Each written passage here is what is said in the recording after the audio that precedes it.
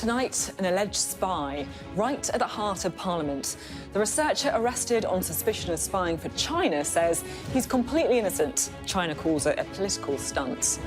Leading Conservatives urge the government to wake up to the Chinese threats, even if it costs the UK economy.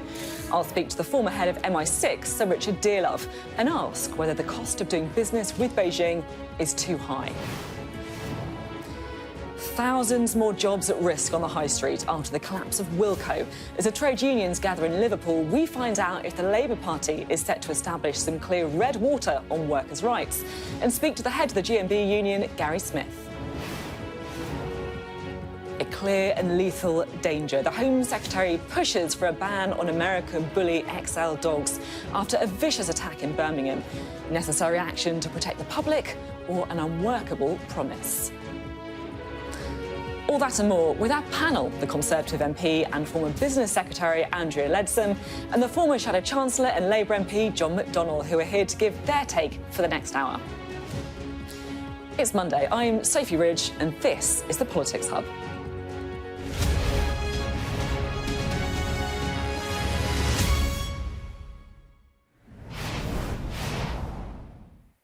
Hello, good evening. Now, there was such a telling moment yesterday morning on the Trevor Phillips show when the Government Minister Alex Chalk spoke about the epoch-defining threat of China and then immediately corrected himself, challenge if you'll forgive me. And that's pretty clear, the approved line from Number 10. Coming Badenoch this morning, I would describe China as a challenge. Oliver Dowden in Parliament said it's a systematic challenge. It sounds rather like the word threat is banned, or at least discouraged. Well, someone should tell the Rishi Sunak of 2022, because in the leadership election, he described China as the largest threat to Britain and the world's security and prosperity this century. What's happened to him? Well, last year, our trade with China was worth, get this, £107 billion. Cars, clothes, computers. And don't forget, we're in a cost of living crisis, with the economy almost certain to decide the next election.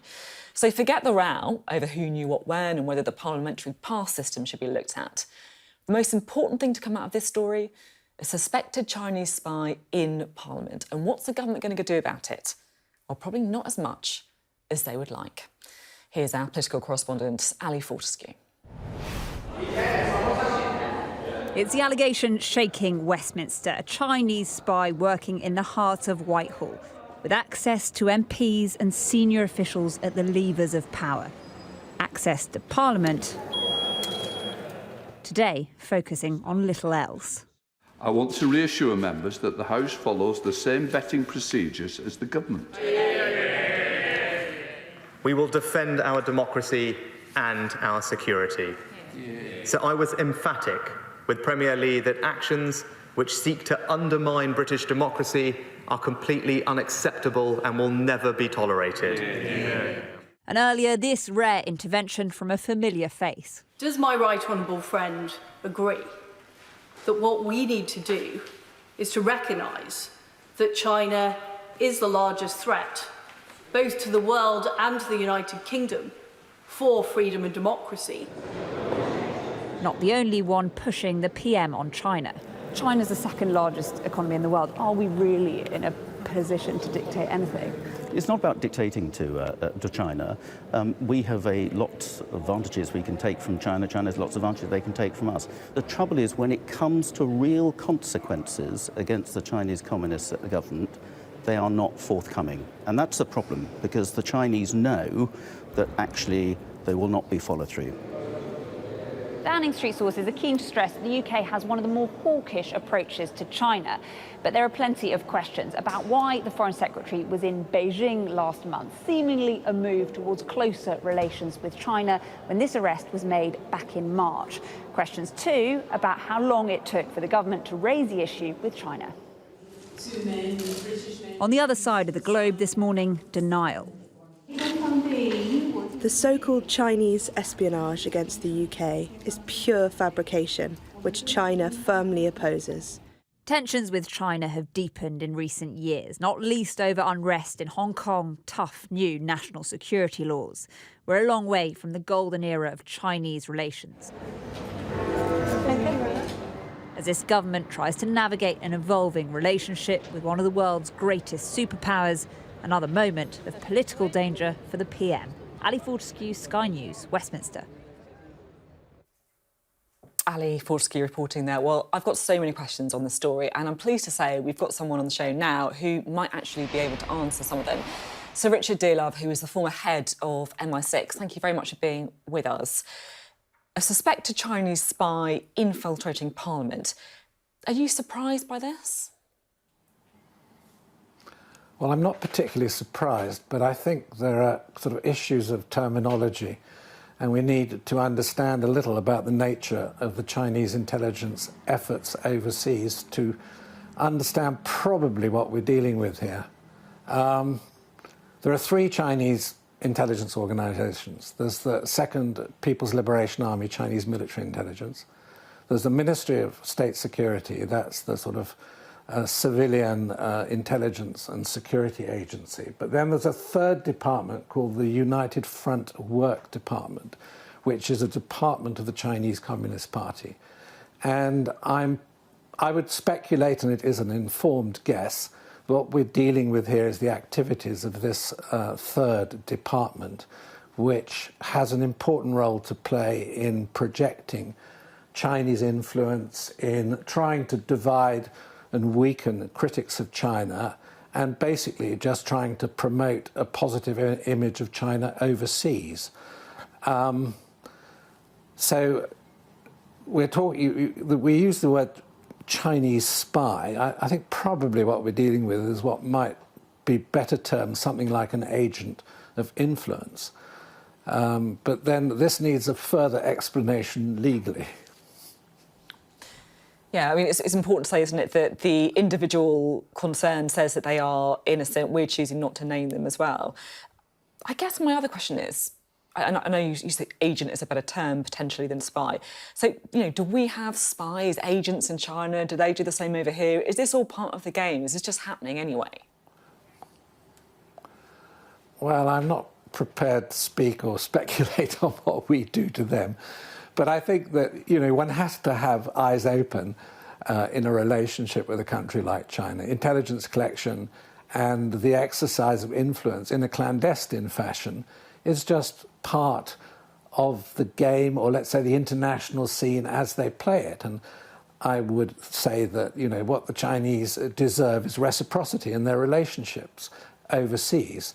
And I think it's clear that we should keep in mind that approach to this problem. Look, the United Front Department has something like 40,000 employees. It has an unlimited budget, and it pays people to promote Chinese communist interests. And there was a previous case in London that some of you, I think, will recall, which was, I think, a Hong Kong-based solicitor working out of London called Christine Lee, who was very active in Parliament and chucking a lot of money and gifts around.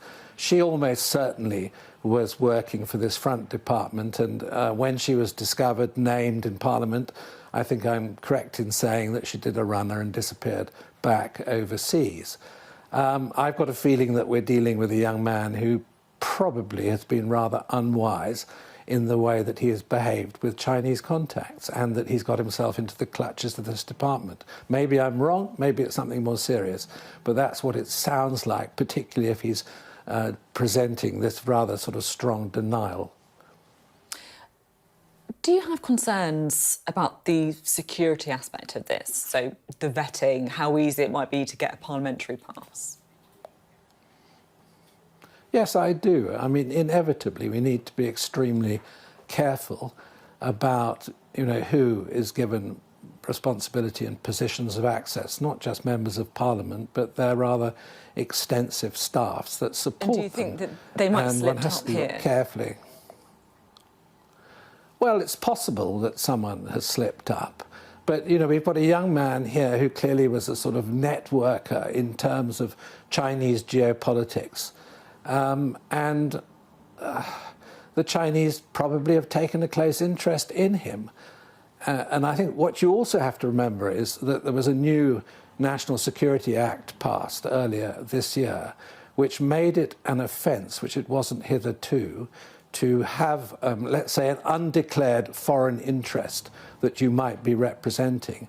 And I think in this particular case, for the man to be sort of accused of espionage, he's probably behaved pretty stupidly in one way or another. My guess is that there's probably a lot of money involved.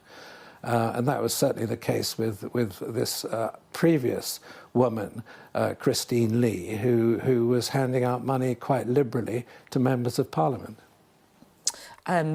Look, really interesting to get your thoughts. It's my job as well to point out again that the individual concerned says that they are innocent. China have said that this is a publicity stunt.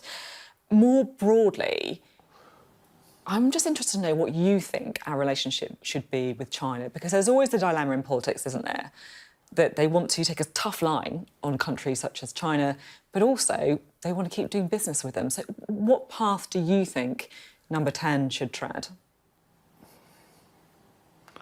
Well, I'm not entirely in disagreement with the path they're treading. Look, this issue is not black and white. You can be tough with China, and you can show China that you mean business when they interfere in your internal affairs. But you can also trade with them. Look, this is not a Cold War with China. We have intertwined, interdependent economies, which were not characteristic of our relations with the Soviet Union during the Cold War. It's a completely different situation. And we have a very good example of how to treat China in front of us, which is Australia. Australia's had almost identical problem with its parliament, with Chinese attempts to infiltrate people into the parliament. But at the same time, Australia has an absolutely fundamentally important trading relationship with China. And it's, I think, shown it can take a tough line. And OK, there has been damage to the commercial relationship between the two countries. But on the other hand, the Chinese have not, as it were, slaughtered the Australian economy, which they might be capable of doing if they withdrew all of their custom from the purchase of Australian raw material and Australian goods. Do you think they would do the same to the British economy, to effectively slaughter the British economy? Well, I don't think, I mean, they are, I think, our fourth largest trading partner. They could certainly do damage to us. But on the other hand, the Chinese are pragmatic.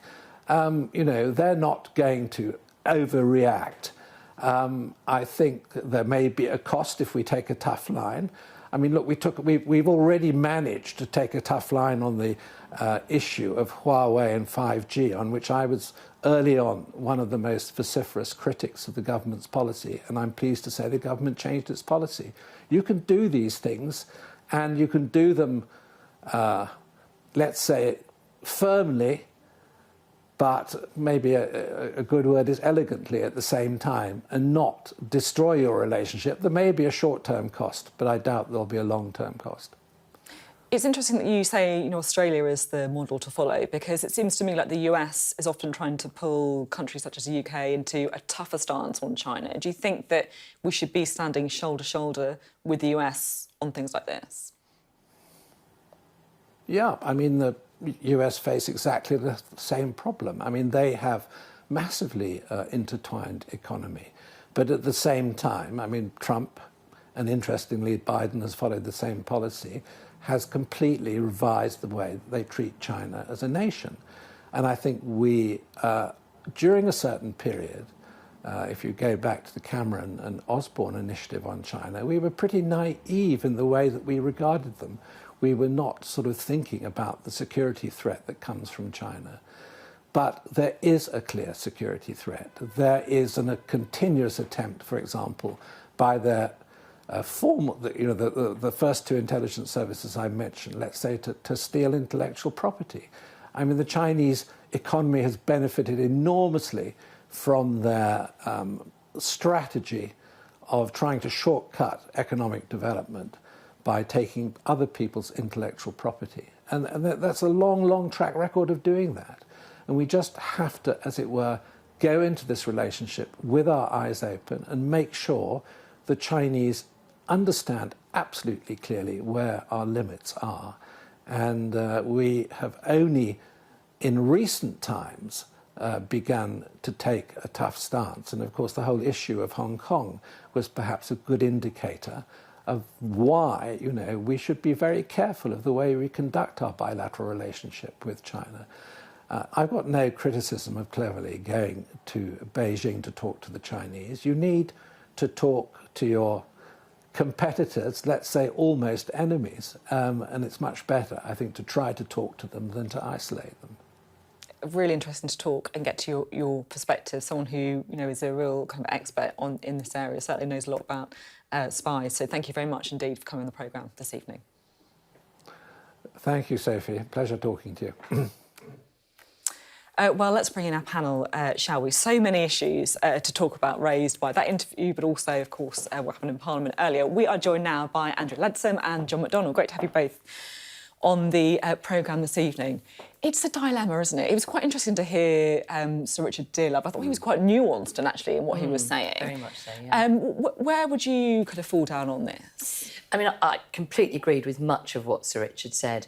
I think, in particular, the issue of not being naive. We've absolutely got to recognise the challenge or threat, don't mind which word personally, that China poses. So having been business secretary, there were very real cases of businesses that were quite sensitive intellectual property, where the Chinese were quite clearly trying to get a controlling interest in those businesses. And actually the recent law that's come into place to try and prevent that from happening, to create a sort of a new obligation to declare if you think that your business is going to be bought up by a potential extra hostile or quasi-hostile state. So I think that's really important. The other side of the coin, though, is on areas like decarbonisation. China's the world's biggest polluter.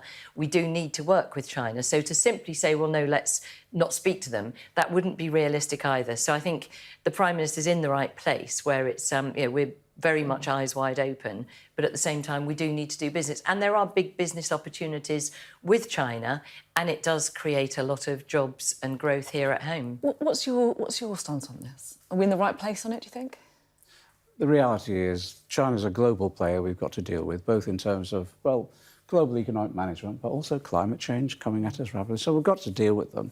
But we've got to have a serious and stable relationship. We can't, on the one hand, at one time, embrace them, open up all the doors and all the rest, like Osborne did with regard to the Belt and Road. I remember you getting the Red Book out, famously, I know. Weren't you?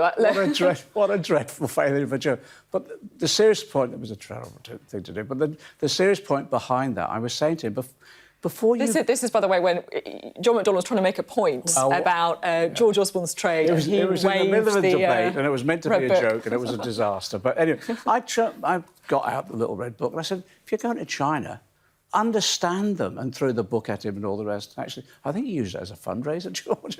But I was trying to say, just understand. You can't just embrace and throw the doors completely up. He didn't. Let me just finish. Okay. Yeah. Embrace, so all the doors open, and then the next minute they're a sudden threat. You need a stable relationship, which is serious, and you take them seriously. Therefore, you do close down the opportunities of security risks, but you have a negotiated relationship. You wanted to come in there, didn't you? Because there has been a lot of, I guess, people looking back at that time of David Cameron, George Osborne, and being you were around at that time, of course. I was, yeah. Saying that, look, we got it wrong, we were too close. No, but I don't see it like that. I think what George Osborne and David Cameron were trying to do was to see the economic opportunity and seize that. But at the same time, for example, at the time I was Energy Secretary, and it was quite clear we were not going to allow Chinese IP or indeed involvement in any of our nuclear programme then. And it was put about by Labour that was what we intended to do, and it simply wasn't what we intended to do. Money was welcome, but not IP or indeed Chinese engineers, and our Office for Nuclear Regulation is incredibly, globally recognised. So I actually think there was a misunderstanding. There was Andrea, the intention was a lot of your own backbenchers that had to pull you back. No, I don't agree, John. I think it's been a continuum. Well, on Huawei, it's your own backbenchers had to say that you're going too far on this. So all I'm saying is you need a stable, serious relationship. So when incidents like these arise, you make it clear to them it's unacceptable. and at the same time you maintain some form of relationship. I think where we're weak at the moment is on the human rights issues. I raised in the House today to my trade union colleagues in Hong Kong have been arrested and detained since 2021. They're facing possibly a lifetime in prison. They're the issues we should be banging the drum on with China, facing them up on those issues. Just to finish on Huawei, I was actually involved in that decision, and the government was not backwards in coming forwards in saying that Huawei cannot be involved in our 5G. So I just don't agree with you there. Just to set the record straight, I think there has always been a consistent view. And absolutely, as Sir Richard also said, you have to keep talking with China, because if you're not in the room, you can't call them out on issues like human rights abuses. You know, the UK under this government have offered safe haven to the Hong Kong Chinese. One of the points raised to the UK. One of the points raised today by the chair of our Intelligence Security Committee was they're not getting a response from the government. They're producing reports, but government doesn't seem to be listening. If there's anything good that comes out of this, it will be hopefully the government will start listening to our own Security Committee about the issues they need to face and the strategy they need to pursue. No. I don't recognise what you're saying, having been personally involved all the way through. The government is extremely strong on calling out China, and the engagement is to be able to do that. Do you get the sense it's going to be a bit of a lively panel tonight? Because I certainly do. I think it might be, don't you? Thanks both for giving your views on China. Up next on the Politics Hub. Now, they are such iconic cars. BMW announces plans to invest hundreds of millions of pounds in a new generation of electric minis at its Oxford plant. Proof there's still life in the British car industry post-Brexit?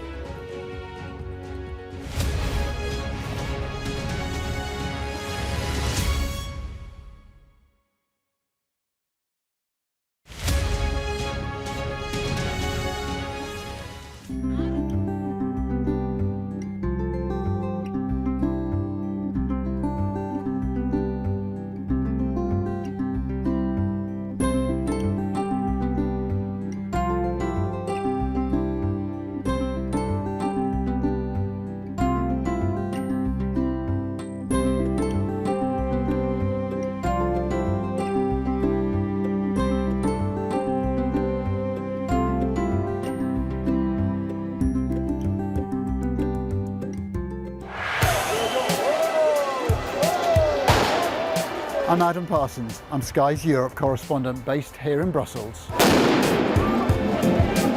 More flares going off, a volley of rocks, cobbles have been pulled up out and are being used as missiles to hurl at these police.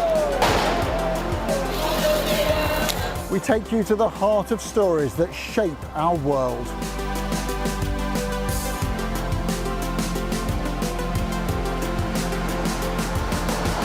We aim to be the best and most trusted place for news. We have now left Italy and entered France. Nobody's asked to check our identity. Made by people who dare to challenge. Nice to see you again, Mr. Barnier. Why? Meeting you. Fishing does have the potential to stymie an enormous economic deal. What strikes you when you come to this glacier is not just the way in which the environment is changing, but the speed at which those changes are happening. It's devastating, actually.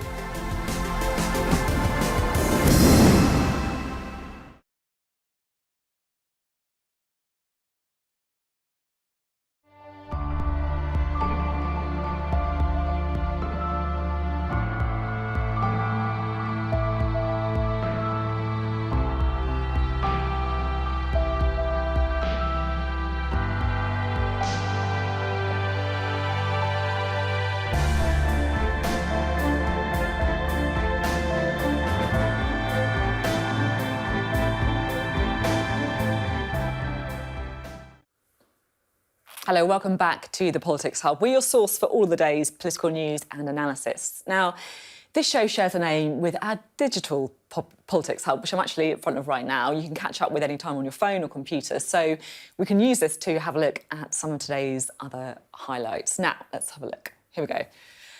Everyone always tells me off for too much gloomy news, so this is something to celebrate. A multi-million-pound investment deal from BMW, safeguarding around 4,000 jobs at the plant in Oxford. Not bad, considering all those warnings about the car industry post-Brexit. Now, Kay Burley spoke to the Business Secretary, Kemi Badenoch, on breakfast this morning, and here you can read a bit more, there she is, about what she had to say to Jane Seck, I should say, not Kay Burley, this morning on breakfast.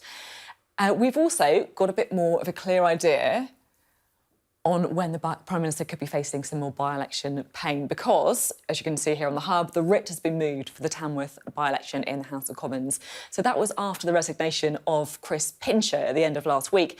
And it effectively means the vote is going to take place on either the 19th or the 26th of October. So if you live in Tamworth, expect to be inundated with campaigners. You might want to disconnect your doorbell for a little bit of a while as well. And the Conservatives' hopes of holding Tamworth... Oh, no, that's not the one. Here we go.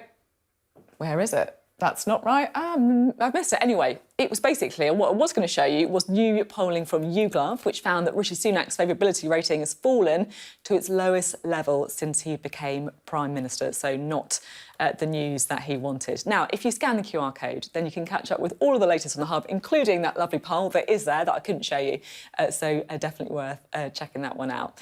Now we're going to take a short break. Up next, though, on the Politics Hub. You don't want to miss our next interview because Keir Starmer is getting ready to sit down to dinner with union bosses tonight at the TUC conference, and the conversation could be a little bit awkward because the GMB boss, Gary Smith, told me this evening that Keir Starmer's got it wrong over his green policy. That is up next.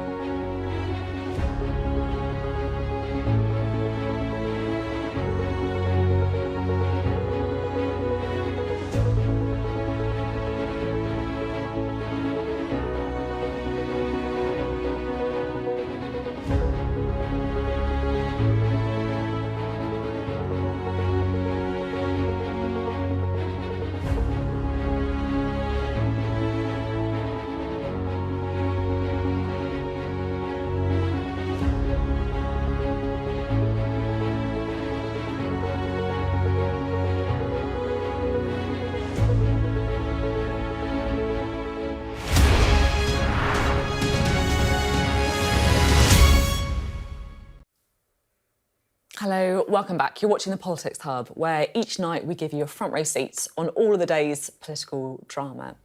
Now, the trade union movement is gathering in Liverpool over the next couple of days for their annual conference. And honestly, it's hard to think of a time in recent history when the unions have featured more heavily in the political debate, with a cost of living crisis that's put huge pressure on public sector workers, sparking wave after wave of strikes as their demands for pay increases were frustrated by the government and then partially accepted.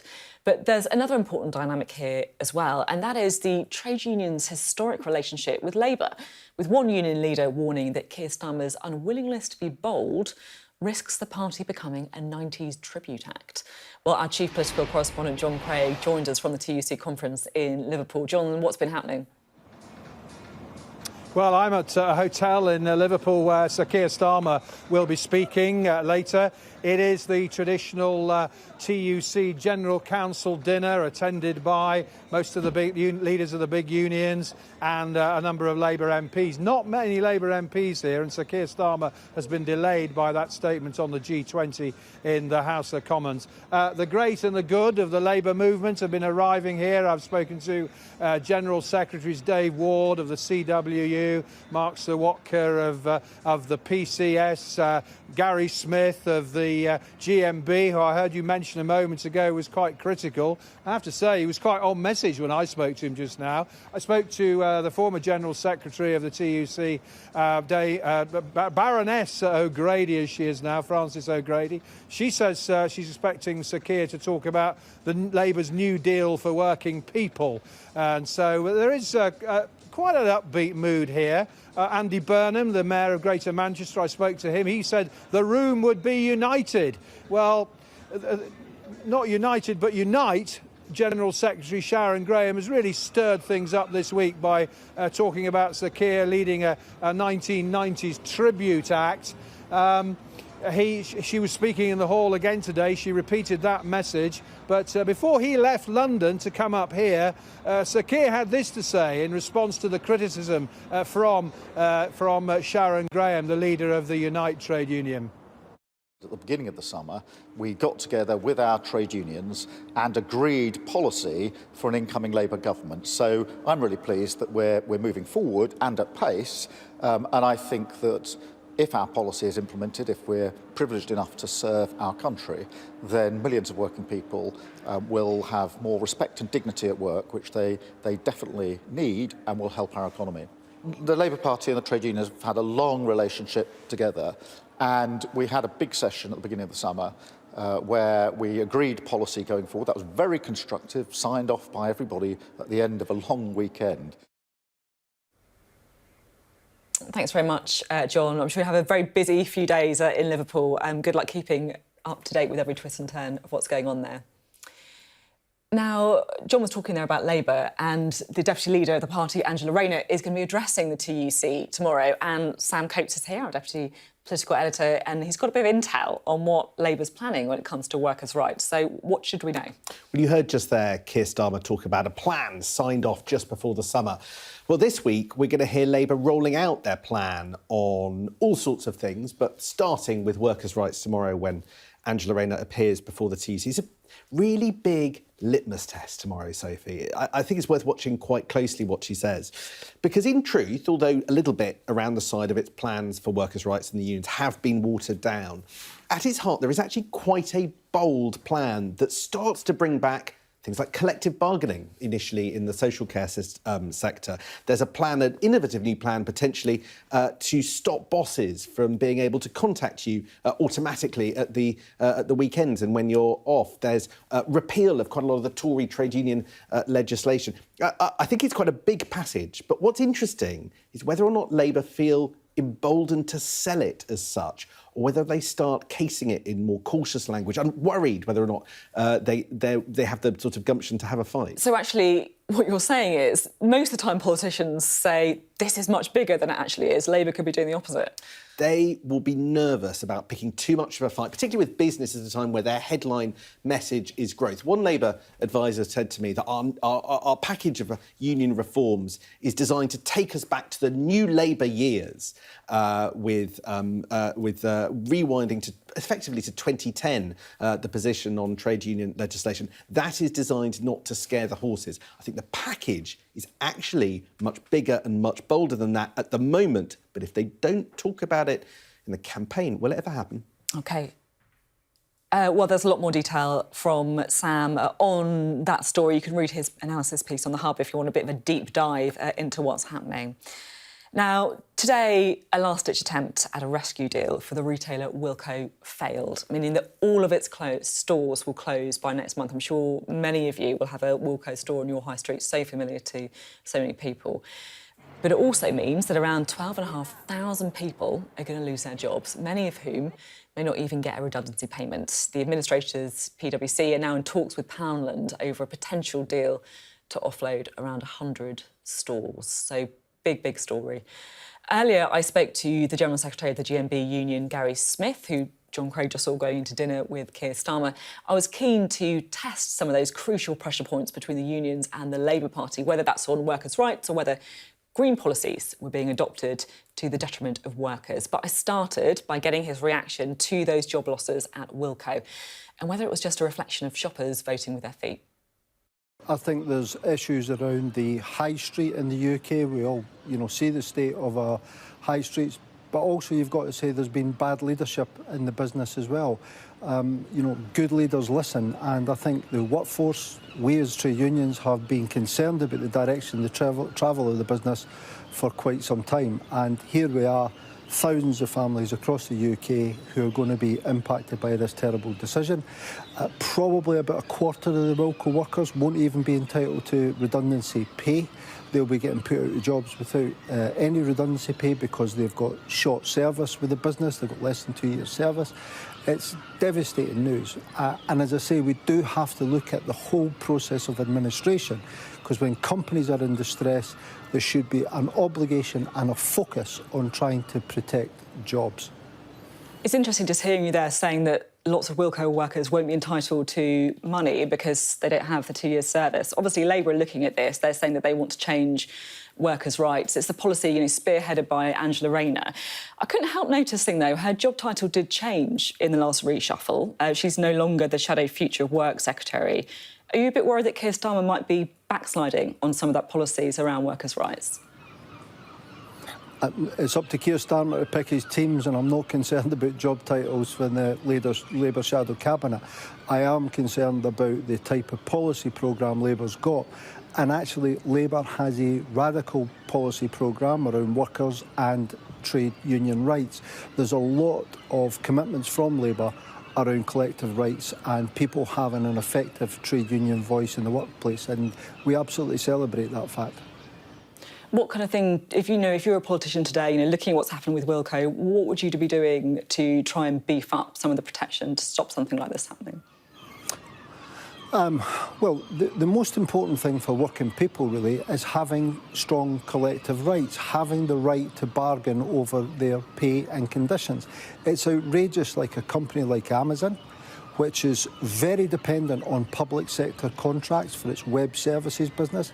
It's appalling that Amazon can use their might and clout to try and get round the law, which gives workers the right to be recognised, have their union recognised. Our members in Coventry and in Rugeley have been on strike trying to secure union recognition, and we've tried to use the provisions in the law to get that union recognition, and yet companies like Amazon, as I say, can use their financial clout and all the wherewithal that they've got to try and get round the legislation and try and stop workers having the right to be represented collectively through a union. So we want to tighten up the laws around union recognition. We want to have proper rights around collective bargaining. If people want a fair deal at work, they do that through having a collective voice. And one of the things we've fought very hard over is the issue of equal pay. It is outrageous that 50 years after the Equal Pay Act, women are still getting discriminated against in the public sector and by companies like Asda. And Labour, we've secured a commitment which will tighten up equal pay legislation, and we think will go a long way to finally helping unions to end discrimination in the workplace. Lots on the table for you at TUC conference. You can see you touching there on lots of different issues I'm sure you're going to be pushing at the conference. The one I do want to talk to you about as well is energy, because there's a lot of focus on net zero and the different paths to getting there. Keir Starmer has said that if he becomes Prime Minister, they want to end new oil and gas licences in the North Sea. What's your take on that policy? Look, energy is a hugely complex issue. We think Labour have just got it wrong on oil and gas. The truth is oil and gas are going to be with us for many decades to come. And I think the challenge is to make the oil and gas industry, make sectors that are dependent on oil and gas less carbon intensive. And together we can do that. But, you know, Labour sentiments are positive. They want to, we understand it, rebuild our industrial infrastructure. They want to rebuild our energy infrastructure. Sophie, our country feels like it's broken and our social fabric. So just to come in, just to come in then, because if you say that Labour want to rebuild the infrastructure, they're saying, look, our new plan with the Green Prosperity Plan, that's going to bring loads of jobs. So what's the problem with ending oil and gas? Isn't that a good thing? Well, the problem with ending oil and gas is that just a few miles up the coast, we have a factory which produces chlorine. That chlorine gives us clean water in this country. But gas is a feedstock for that industry. We've got energy-intensive industries in this part of the country still. They need gas to carry on working. This is a complex area and complex issue. And in terms of green jobs, there's been a lot of talk about green jobs. But the truth is, the renewables industry, and we've got wind farms all across our coastlines and all over our hills, they're all invariably produced in Indonesia, China, or in sovereign oil and gas-backed wealth fund backyards in the Middle East. We've been producing jobs in renewables anywhere but the UK. So it's welcome that Labour want to talk about an industrial plan, an industrial strategy. America's developed an industrial strategy. The European Union has, but under the Tories, Britain is lagging behind. And there's a real opportunity here. For all the points of disagreement that we've got, we do understand that we can have a plan to rebuild Britain, level up communities, better paid jobs, better skills, and proper unionised jobs as well.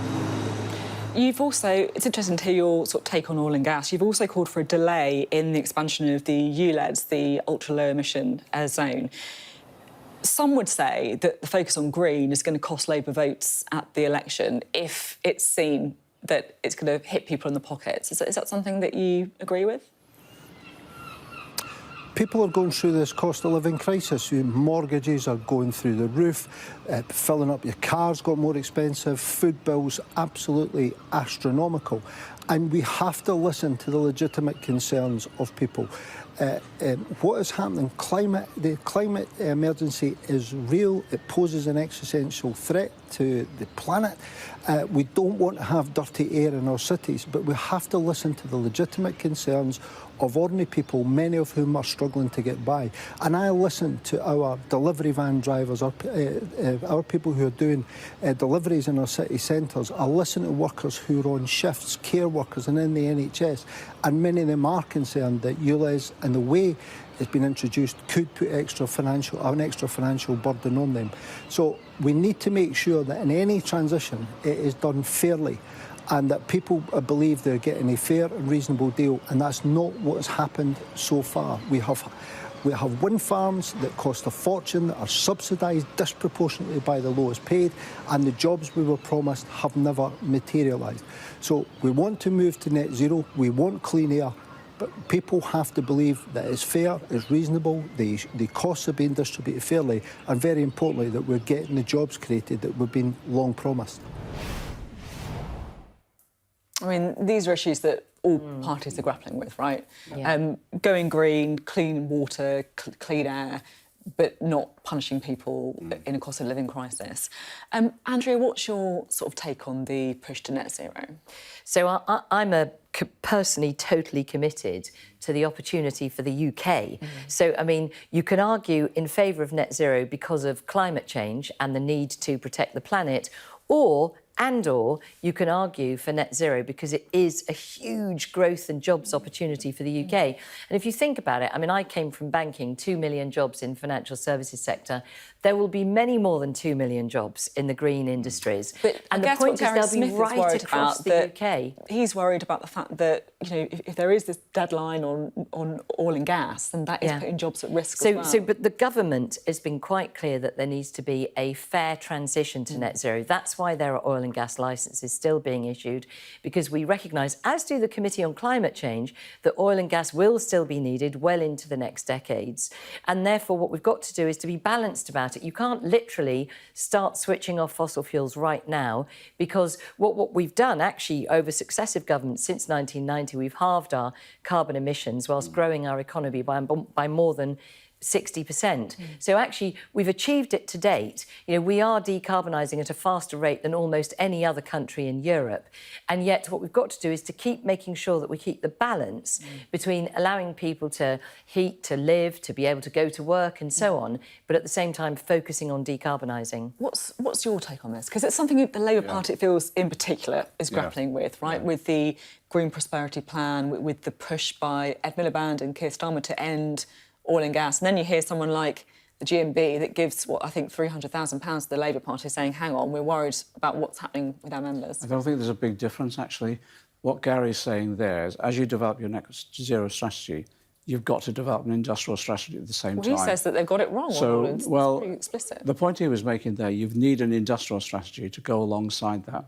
And Gary will be part of developing that policy when Labour's in government. And so the industrial strategy will provide you a good example that he gave about, you know, where are the wind farms being built? They're not being built here. We should be building them here. So that industrial strategy will deal with those sort of jobs that we need for the long-term future that will be based upon net zero. My only anxiety is there's a sense of urgency. We desperately need this done. And that's why I don't want to see any watering down of the scale of commitment from Labour. And at the same time, I don't want to see any delays in implementation. And in that way, I think we can overcome some of the concerns that Gary has got. What's your view on the specific policy about banning new oil and gas licences? I think it has to happen, because otherwise it will drift on and on and on. We have to be assertive on this, but you have to convince people as well. So Gary's members need convincing that there will be jobs available for them, they'll be well-paid and skilled jobs, and here's the industrial strategy that they can help develop. In that way, you do take people with us. And I think it's building consensus across all political parties on this as well. Consensus about political parties. Are you worried that, you know, some in your party are saying, hang on, let's just take the foot off the gas when it comes to net zero? That is not the case. That has been portrayed like that, I know, but actually my party, we were the first country to legislate for net zero by 2050. The commitment is absolutely there. But the issue that we're all talking about is how do you get there? You know, you just put the headline, fantastic news about electric cars being made at Cowley. You know, this is globally competitive industry. You know, people said after Brexit, our car industry would all leave, and hey presto, it hasn't. You know, Nissan in Sunderland is one of the most efficient, both internal combustion engine and electric engine plants in the world. You know, these things can all happen here in the UK, but we've got to get it right. What we can't do is to simply end up scrapping our own North Sea oil and gas resources, losing the chance at carbon capture, usage and storage, which is a huge opportunity for the UK industrially, and then ending up importing oil and gas from elsewhere, very often from hostile states like Russia or China or somewhere that's very dangerous to us. Before we go, I want to just squeeze in a quick question to you about workers' rights, because there are some concerns that Labour's watering down its offer on workers' rights, and they're going to consult on it. Yeah. Well, the programme that we've advocated at the moment, I've been working on for the last 15 years. I introduced legislation on it time and time again. It's the same programme that we had before the last two elections, developed under Jeremy Corbyn's leadership. It is a detailed... Keir Starmer that. A detailed programme. And the commitment that Keir has given, to give him his due, introduction in the first 100 days of legislation, that's what we want. I don't think either the Labour Party or the trade union movement will want to see any watering down whatsoever. And it's interesting you say that, the Labour Party, because you know, if Keir Starmer does enter number 10 after the election, it's likely he's going to have a quite slender majority. Backbenchers like you're going to matter suddenly, I think right? on workers' rights, there's unanimity across the Parliamentary Labour Party that this is the key issue. It's a transformative policy. You know, trade union rights from day one, people like those Wilco workers protected and rather than being exploited. How are you going to protect them from the collapse of a company? I mean, good point. Yeah. Look, I think this would have never happened in terms of what's happening in Germany and elsewhere, because one of the points we want to do is look at how you restructure companies. So, for example, like in Germany, you have supervisory boards where the management, the workers and the consumers are represented on it. And you plan for the longer-term future. You don't... You plan for the potential of crisis and overcome it in that way. So state intervention, basically. Well, no, that is not the statism. state is saying. That it's a supervisory structure that operates right the way across Europe.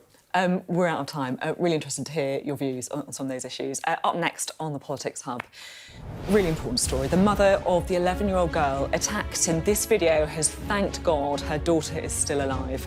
And the Home Secretary is seeking urgent advice on banning XL bully dogs. She calls them a clear and lethal danger to children. Time to ban the breed? We'll be debating that next.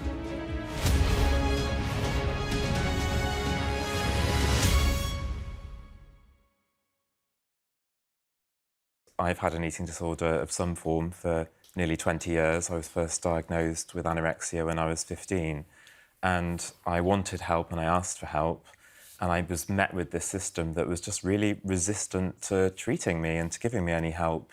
And I look at this guidance and I look back to when I was in my teens and think, gosh, I would have been perhaps eligible for this, and certainly if I'd have known about it, I might have actually asked for it because I was so unwell.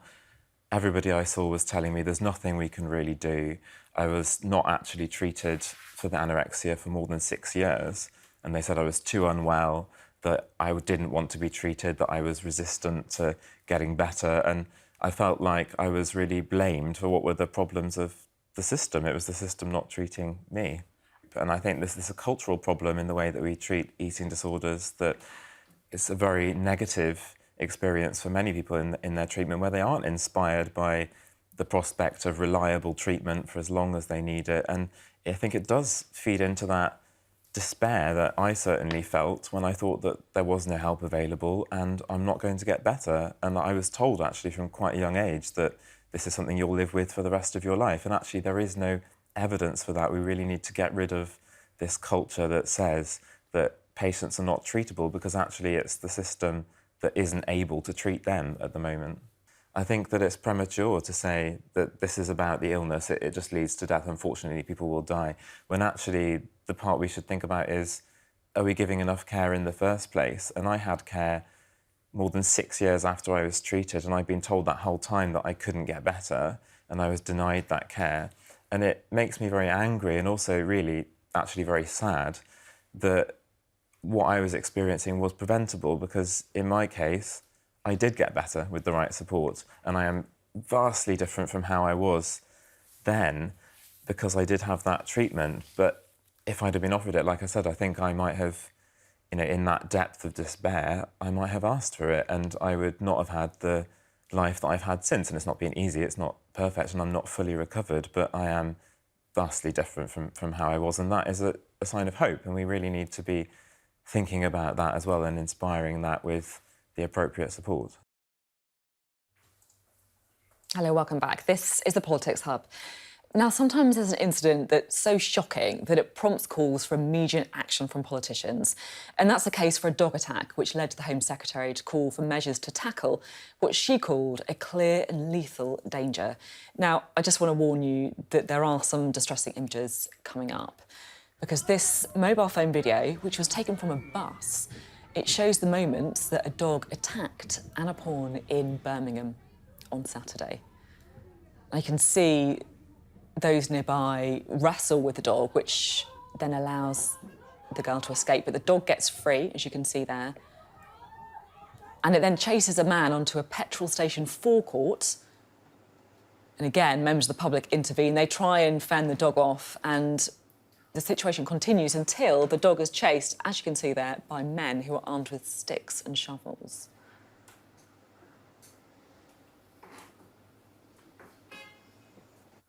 Well, let's bring Andrea and John in. And it's so difficult, isn't it? It's really, really difficult for politicians to know what to do here, because this is not the first time we've seen this kind of thing happen.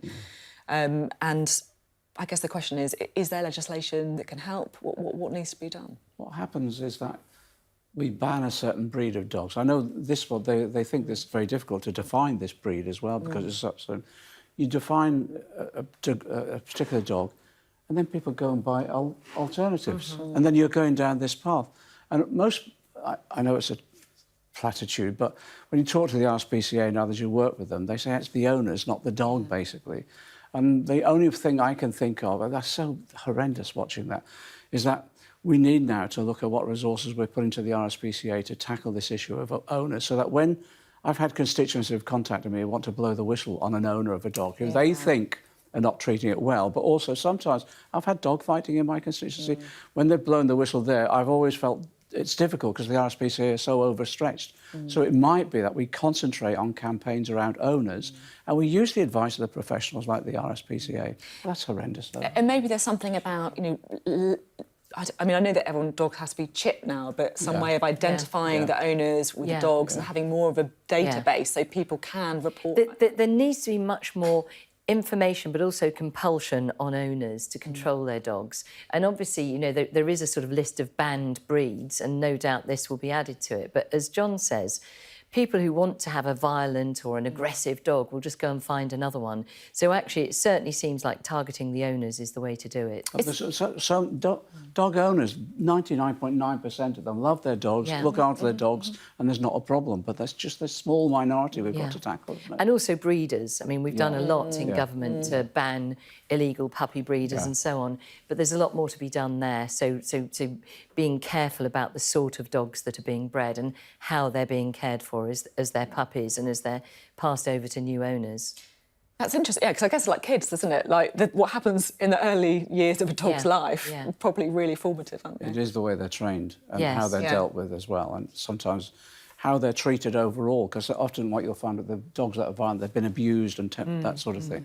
So I think it is about, if we're legislating, that's fine, but alongside that, we just need to look at the resourcing of the real professionals about how they can interact and intervene to support us, really. You two dog people?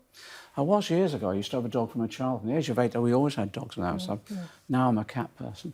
OK, interestingly. No, I've never had a dog, and I love the idea of having a dog, but actually it's quite a responsibility. And I think this highlights that if you don't have the time, which I just don't have, then actually you should not be taking on a dog. I do like dogs, but I should probably say, just for the benefit of my cat at home, Ned, that I am probably a cat person. Outrageous. That is all for tonight. Lovely to speak to you both. Remember, if you scan the QR code, you can catch up with all the latest on the Hub throughout the day. Thank you very much for watching. We'll be back tomorrow night, 7 p.m, for another busy episode of the Politics Hub. There really is an awful lot to talk about this parliamentary term.